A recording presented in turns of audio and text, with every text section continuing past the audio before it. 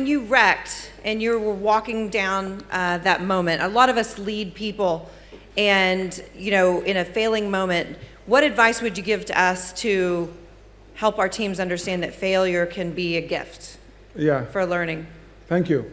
Well, first of all, don't pretend like the failure didn't happen, and don't pretend like it didn't hurt, because that's not authentic. But you have to just develop that ability, that attitude that, you know what, it went wrong, what can I learn? Every bobsled driver, by the way, crashes and you go, okay, what did I do wrong? And you go back and you correct it, right? And you cannot develop this fear of failure, because then you will never fail, but then you'll never succeed either.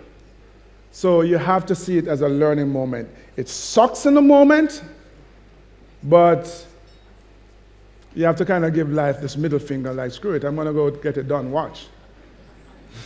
I don't know if you want to say that in a team meeting, but yeah, that's a thinking. That's a thinking.